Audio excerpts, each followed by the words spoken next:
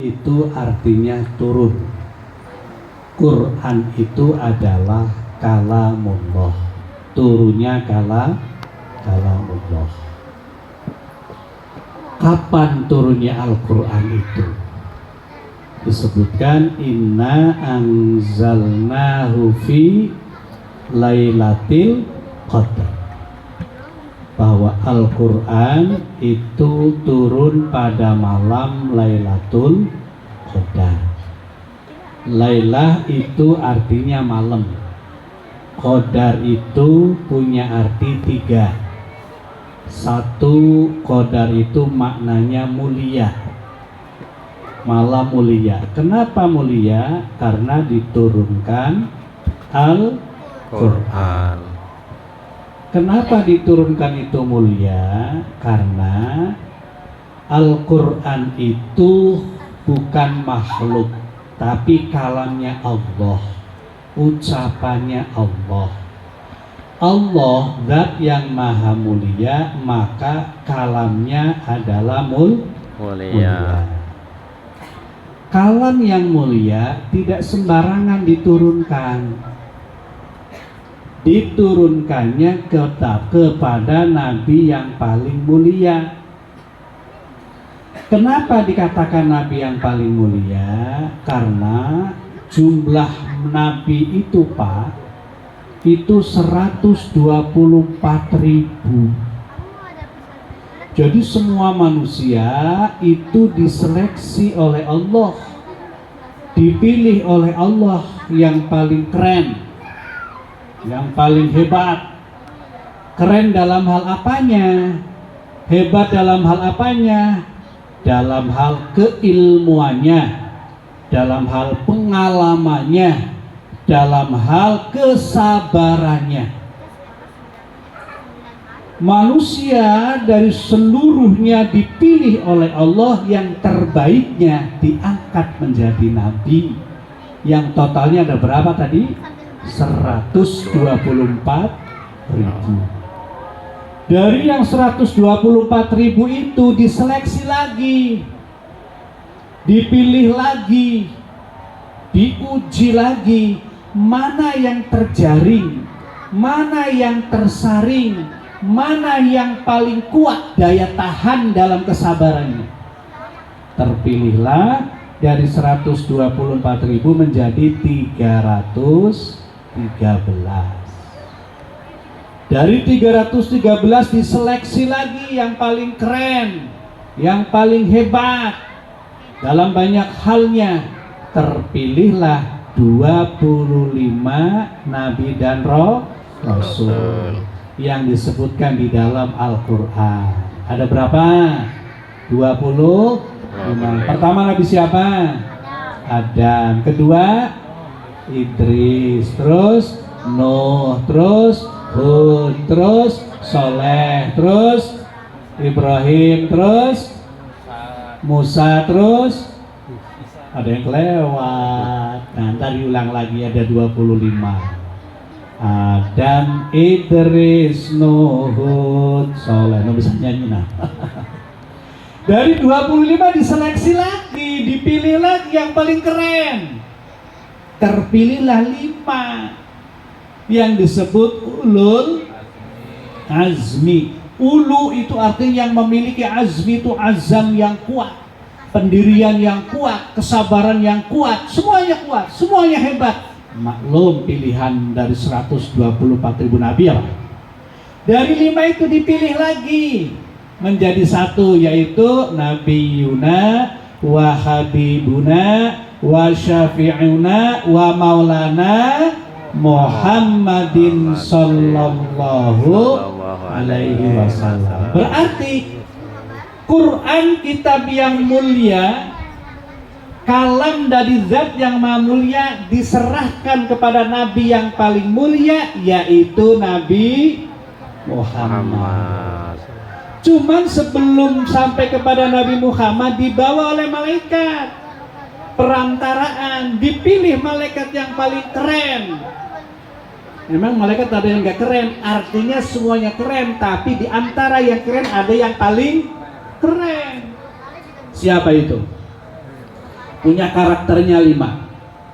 Innahu laqaulu rasulin karim. Karim, mulia sekali. Dzi quwwatin 'inda dzil 'arsy makin. Dzi quwwatin, punya kekuatan berbeda dibanding malaikat yang lain. Makinun, punya ketetapan yang pasti. Kemudian muta'in thamma amin. Muta'in, ditaati, dituruti, diikuti, dihormati, dihargai oleh siapa? Oleh malaikat-malaikat yang lain. Aminun, dan sangat dipercaya, yaitu malaikat Jibril alaihis salam. Kitabullah yang paling mulia, kalamnya Allah, zat yang maha mulia, diserahkan pada nabi-nabi yang paling mulia, dibawa oleh malaikat-malaikat yang paling mulia, dipilih harinya. Jadi Quran itu turun 2 tahapan Bapak Ibu sekalian. Tahapan yang pertama adalah min lauhil mahfuz ila baitil izzah. Dari lauhil mahfuz, dari Allah sampai ke baitil izzah. Baitul izzah itu langit dunia. Itu tepatnya pada malam Lailatul Qadar. Jadi untuk menurunkan saja harinya dipilih yang paling mulia, nggak sembarangan. Emang ada hari yang bagus? Ada. Emang ada malam yang paling bagus? Ada. Yang disebut malam Lailatul Qadar. Khairum min alfi syahrin. Lebih baik daripada 1000 bulan. 1000 dibagi 12 kira-kira berapa dapatnya? Kira-kira 83-an ya. Jadi bandingannya satu malam itu sama dengan 83 tahun.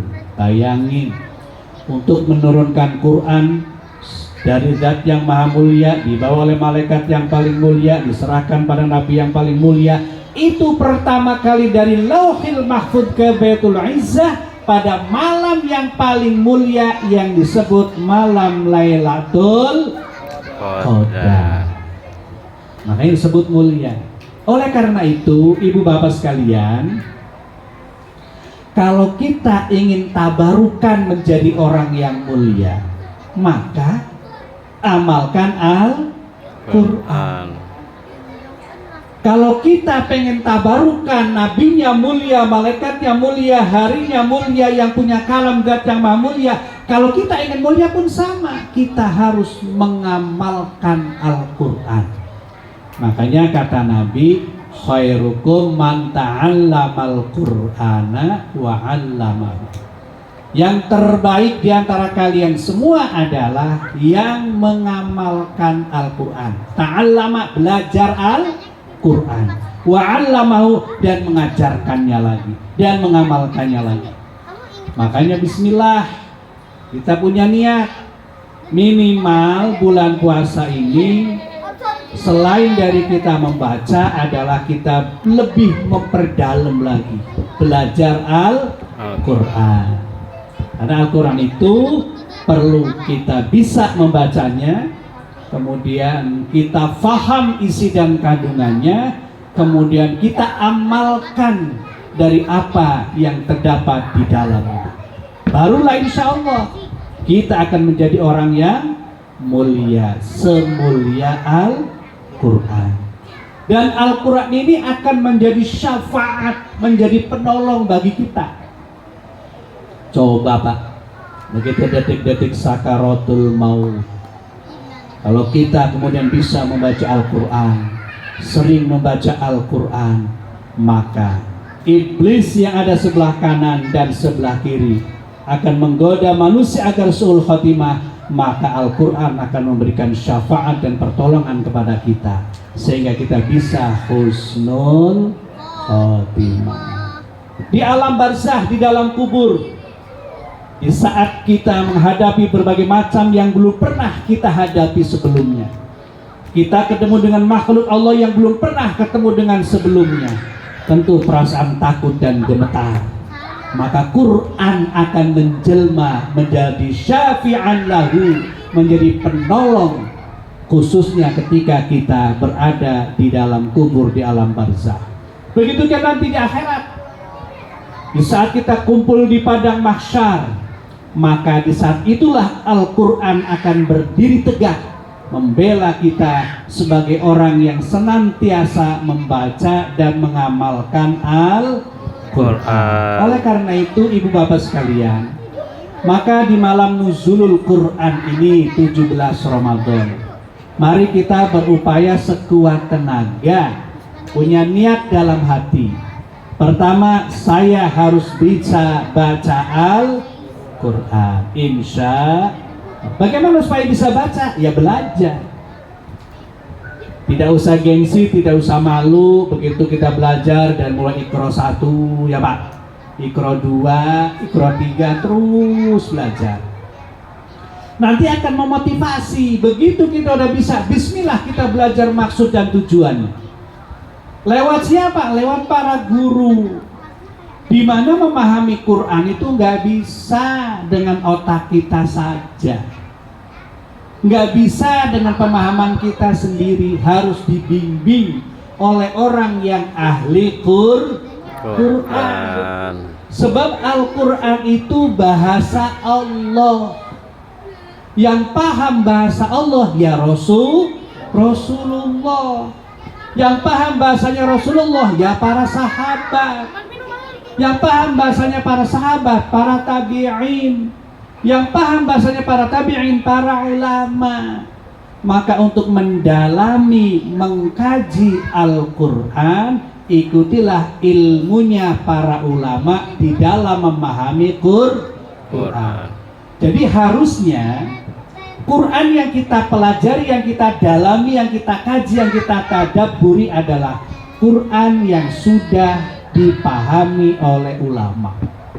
Kalau Quran yang sudah dipahami oleh ulama yang mana Pak? Yang ditafsiri oleh mereka. Contoh misalnya Alif Lam Mim. Coba kalau kita terjemahkan, bisa nggak kira-kira? Coba lihat pendapatnya ulama apa maksudnya. Allahu a'lamu bimuradi. Oh, hanya Allah yang tahu. Ya udah ikutin para ulama. Dzalikal kitabu la raiba fi hudan lil muttaqin. Kitab ini padahal dzalika itu artinya itu.